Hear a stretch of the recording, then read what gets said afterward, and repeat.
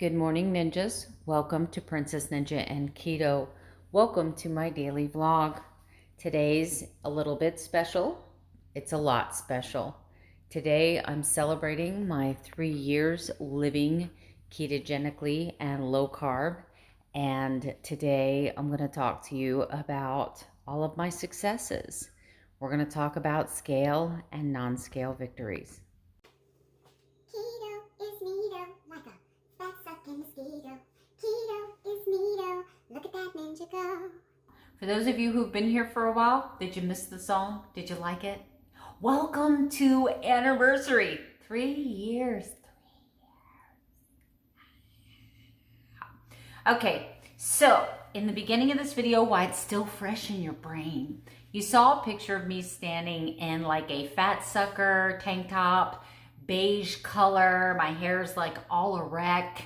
And I'm standing there and I look like I'm gonna cry, and I'm standing in a pair of pants showing you my body in all of its glory. I have those pants. I have those pants here today.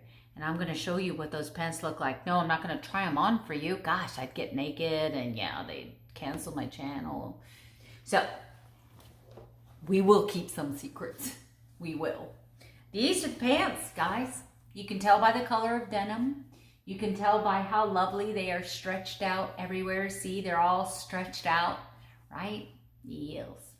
Let me just back it up. Beep, beep, beep, beep, beep, beep.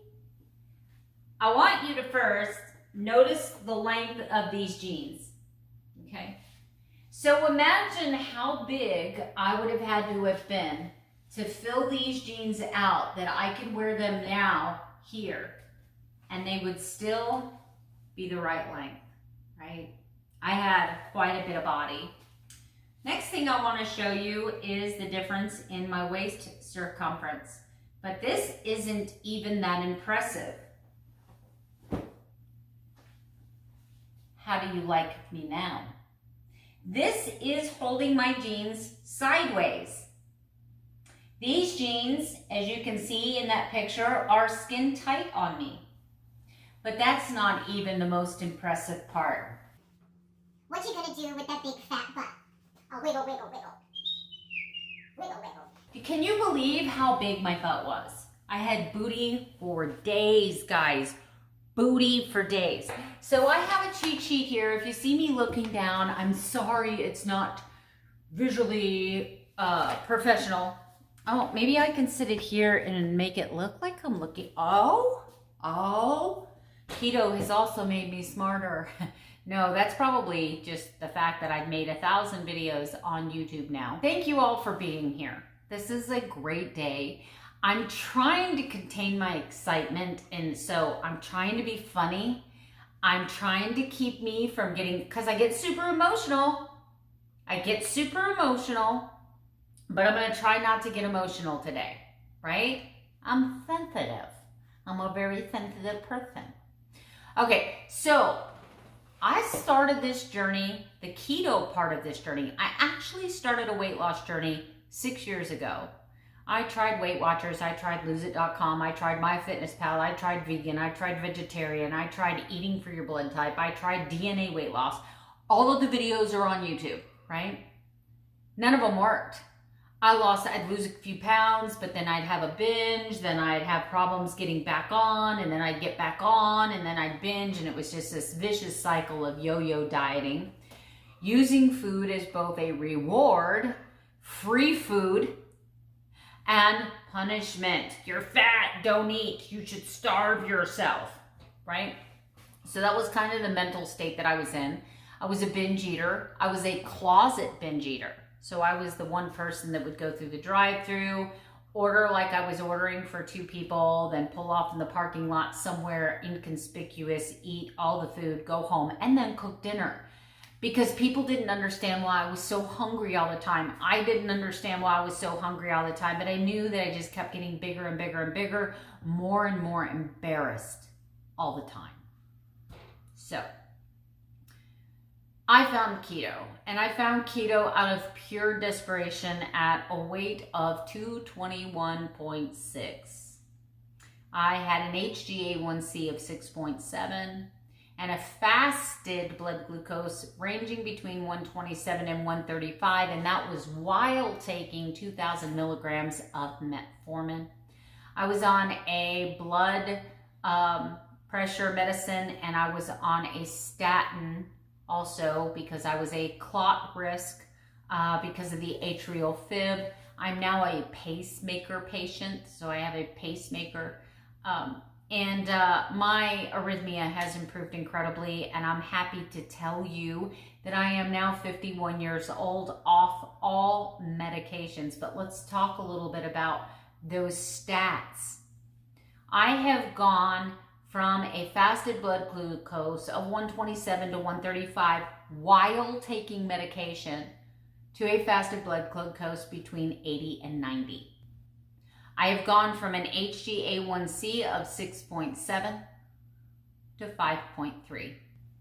I used to suffer from reactive hypoglycemia, and that was my sugar would be high, and all of a sudden my body would react all at once, which made it very difficult for them to diagnose me as a pre-diabetic, because when you have an HbA1c, it is a certain number in your blood over a period of time. Well, what was happening to me is my blood sugar would be high, bottom out.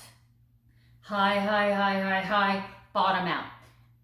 Now, knowing that what I know about the effect of insulin, low blood sugar, high blood sugar, all of those things, the hunger makes sense. It makes total sense. The binge eating makes total sense to me now, because I haven't suffered from that in about 3 years. Now I've had some binges. That's a behavioral, psychological eating disorder. That was nothing to do with hunger.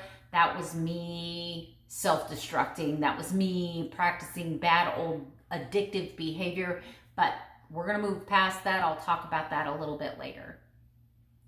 My weight started at 221, and I am now sitting at 184, but I promise you, I know that's not impressive.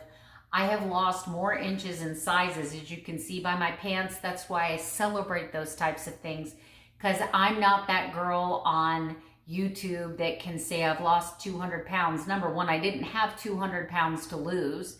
I'm only about 15 pounds from my goal weight, and that's according to DexaFit. I had a DexaFit scan that said I only have about 20 pounds to lose anyway before I become an unhealthy fat percentage. So this is how I measure my success on keto. You can see here is a perfect example. This is April of last year. I weighed 186 pounds. My waist was 43 inches in diameter. Today, this date here, 4/16/21, my weight is only changed 2 pounds, and I've lost 5 inches. 5 inches. But this is what my waist was 2 weeks into the keto diet. So 2 weeks after I started keto, this is where my waist was. This is where it is now. This is substantial, guys. So please don't focus your journey on just the scale. Inches are just as important. So since I've started keto, after my body adjusted from going to a primarily grain and fruit, veg diet to a primarily protein and fat-based diet, my body went through a couple weeks of ick transition as far as stomach problems. But I've noticed that the colitis attacks were only when I ate certain things. And then the colitis attacks went away altogether, and I can honestly tell you that it's probably been, other than when I did the big cheat for 3 days on my cruise, I haven't had another attack since then. What my gastrointestinal specialist believes is that I may also have celiac disease, which would definitely explain the bloating, the gas pain, some of the intestinal discomfort, and things like that. And then, of course, like I said, I was doing vegan, which means I was primarily eating oatmeal and fruits and things that would flare all of that up. So since I've started keto, I'm glad to say that the ulcerative colitis and all the symptoms that go with that are like non-existent anymore. I had severe adult onset acne to to where, combined with my rheumatoid arthritis and my high autoimmune level in my blood test, my doctor was actually making sure I did not have lupus, right? That's how bad the acne was on my face. It was horrible. And I've always had very pretty skin.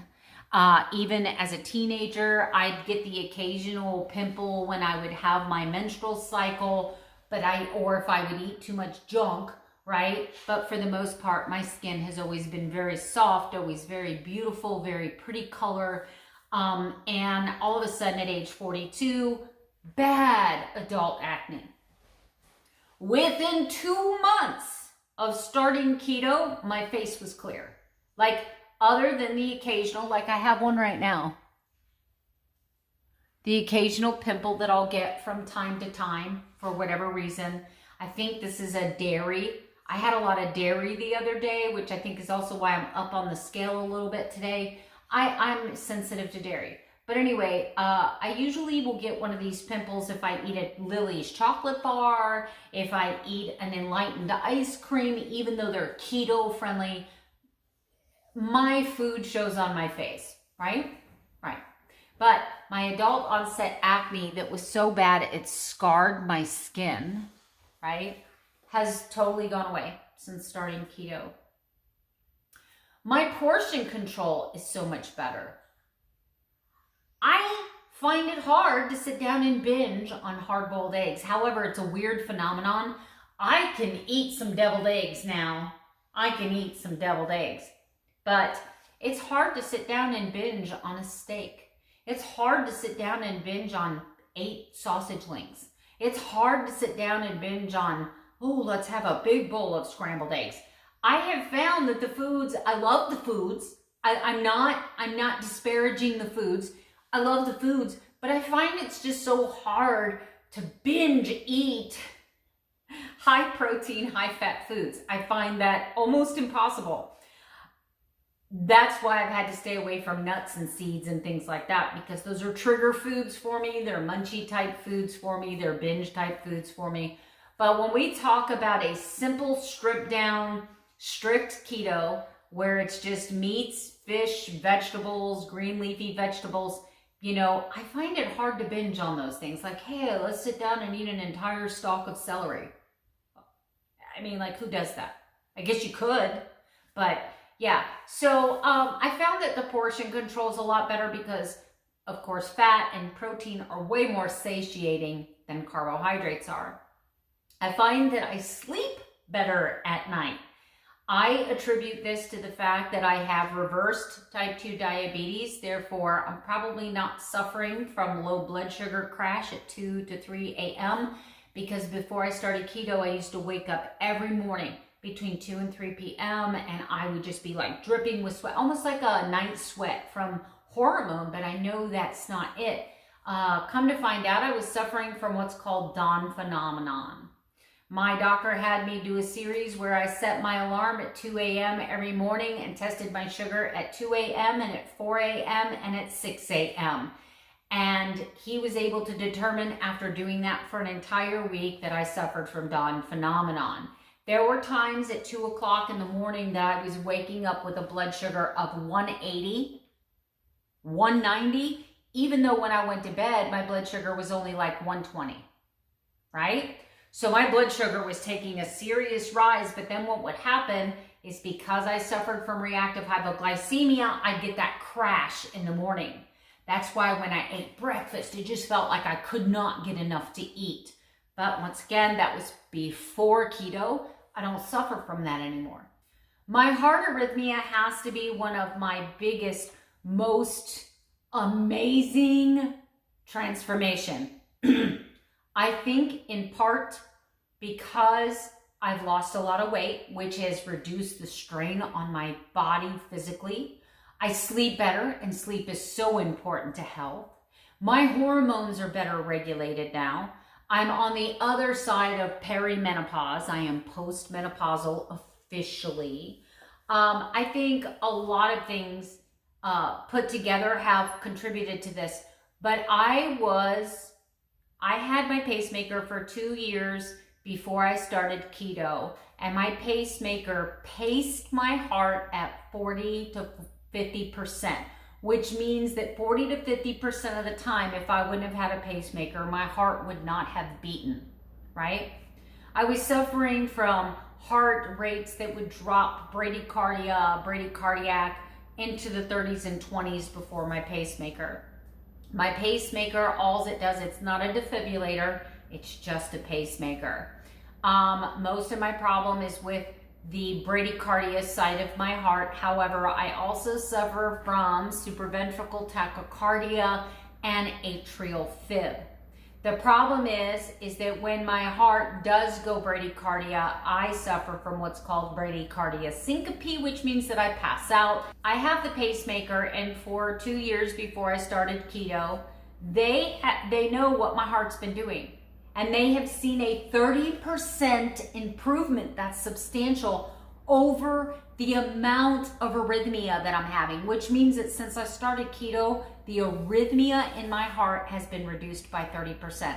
That could be a combination of the low sugar, the hormones regulating, the less stress, the better moods, the better sleep, and of course the lower insulin levels in my body.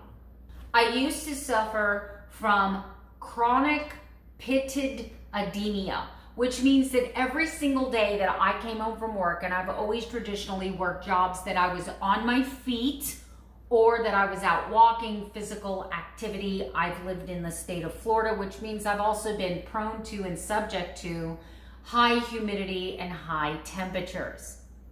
I would come home every single day and there would be a sock imprint on my ankles where my regular fitting socks were now tight socks. My shoes would get so tight that I would have to unlace my shoes, and then you could like do this on my leg and you would see my fingerprint for hours, right? I would swell so bad in my lower extremities, pitted edema. I have not had that experience since I have been following a ketogenic lifestyle. I used to suffer from gout, pain in the tips of my toes, and pains in my toes like somebody was literally ripping my toenail out of my foot.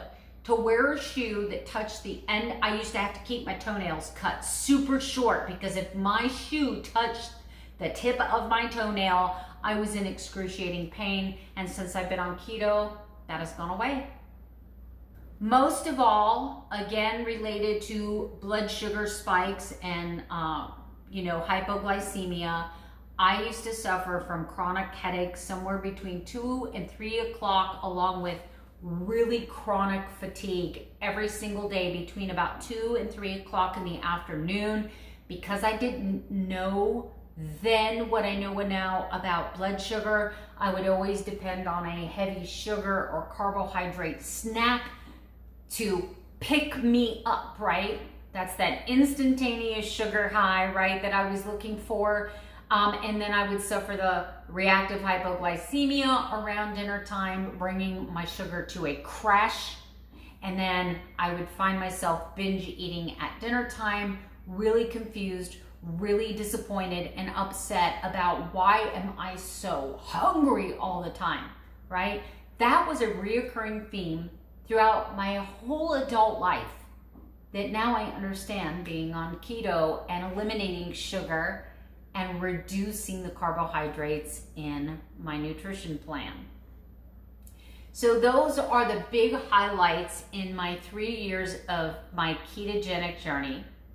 I started my ketogenic journey using a very high-fat protocol, mostly used medicinally a long time ago for people that suffered from chronic epilepsy and severe dementia. However, I'm now following Dr. Eric Westman and Amy Berger's End Your Carb Confusion, phase 1, or if you will, Dr. Westman's White Coat, page 4. If you watch Go Keto with Casey, she also is following this protocol. It's a simple, no frills, no keto stuff, no extra additives, no gotta have all the products, it's a very simple list of foods that I follow until I hit my goal weight. And then of course, we'll revisit phase 2 when I get there. Hopefully by next year, but if not, this is my life. If I never lost another pound, this list, but I said I wasn't gonna do this. If I never lose another pound, if my body never shrinks, if I never look like that supermodel that I identify with, right? I identify with a supermodel. But the body is just not cooperating. It's not recognizing my proper pronouns, right? Body. I'm trying to be funny because I'm about to cry. This list, I literally have cured and reversed so many stupid health problems. All because of sugar, all because of carbs. If I never lost another pound, I am enough. And this journey has done that for me. When I first started, it was all about weight loss. I didn't care about any of this. But slowly, one at a time, the dominoes kept falling. And for every health obstacle I overcame, I went, hey, maybe this is not about weight loss. Hey, maybe this is not about weight loss. Hey, maybe this is not about weight loss. And I know that seems really super dramatic, and maybe I am a dramatic person. But I pray that someone watches this video today and that something that I've said, something that I have done, something that I have shown you has sparked that one little spark inside that says, hey, she's 51, she's postmenopausal, she does not have a gallbladder, she's a cardiac pacemaker patient, and she's doing this, she's living this. She is living, walking, breathing proof that this works, and the quality of her life is improved, and she doesn't have headaches anymore, and her inflammatory's down, her rheumatoid markers have not gotten any worse, her pacemaker has gained 8 years of battery. Her heart is not pacing 30% of the time compared to what it was doing. She's no longer on 4 different medications costing her $65 a month. She doesn't go to the doctors anymore. She doesn't get sinus infections every time she turns around. I can't even tell you the last time I got sick. It's 2 years maybe? Since I actually had to go to the doctor because I was sick. I don't know. But what a reason to celebrate. What a victory. All of it. Every bit of it. Every bit of it. If you are thinking about starting a ketogenic lifestyle and you just want someone to talk to, reach out to me. My email address is in the description below. I'm more than happy to talk to you. But if you really want to see how it's changed my life, I've been on YouTube for 6 years.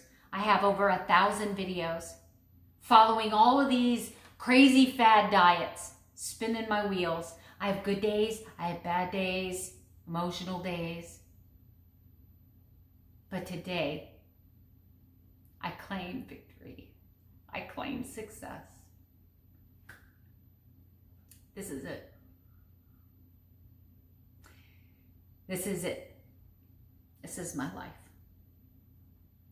I'll see you tomorrow with another daily vlog. Good night. Sleep tight and don't let the bed bugs bite.